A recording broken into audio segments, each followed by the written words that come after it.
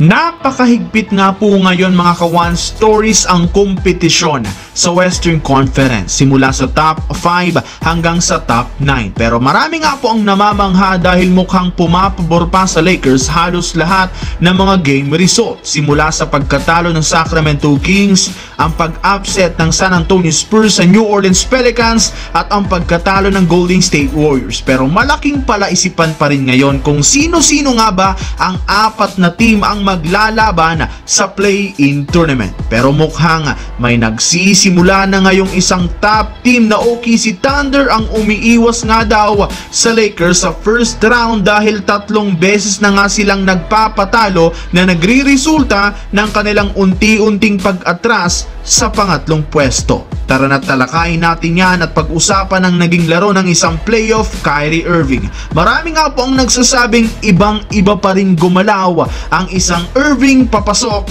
sa NBA playoffs. Pero bago yan, please don't forget to hit the notification bell at mag-subscribe sa akin channel. Dallas Mavericks versus Golden State Warriors. Well, pag-usapan natin ngayon mga ka-One Stories ang naging crucial game na ito para kina Stephen Curry at sa kanyang team. Sa unang dalawang quarter mga ka-One Stories, kitang-kita ang pagiging liamado ng Warriors dahil na rin ito sa hindi paglalaro ni Luka Doncic dahil sa injury sa tuhod, pero hindi naman nga ito pinabayaan ni Kyrie Irving na literal siyang nanguna sa Dallas Mavericks upang masabayan ang opensa ng Warriors. Palitan nga dito ng scoring run ang magkabilang kupunan hanggang sa nakuha ng Dallas ang panalo 108-106 matapos hindi pumasok ang ginawang game-winning shot ni Klay Thompson. Napakatalino ng ginawa dito mga ka-One Stories ni Kyrie Irving upang ma-shutdown si Stephen Curry sa paggawa nito ng game-winning shot at mapuwersa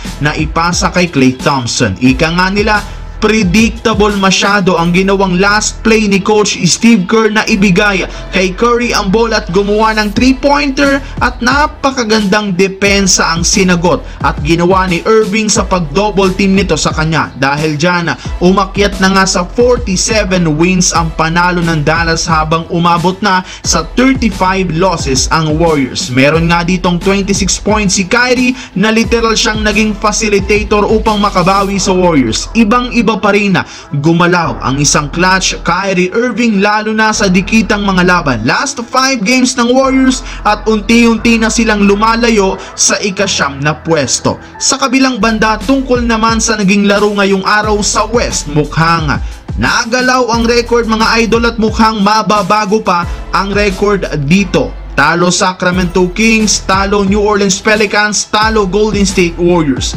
Masasabi nga nating napakalaking tulong ito para sa team ng Lakers dahil eto na nga ang pinaka hinihintay nila na matalo ang mga nasa itaas. As of today, tabla na sila sa Sacramento Kings sa win-loss record at kung pagbabasihan natin ang last 5 games ng dalawang kupunan, mukhang mas masakit sa mata ang schedule ng Sacramento kumpara sa Lakers. Sa ngayon, malaki ang tsansang may babagsak at may tataas sa West. Sapat pa ang 5 game na ito at hindi pa natin masasabi kung sinong apat na team ang makikipagsapalaran sa play-in tournament. Ang masisigurado na lamang natin ngayon ay ang Phoenix Suns na pang-6 na pwesto dahil na rin sa sunod-sunod nilang panalo.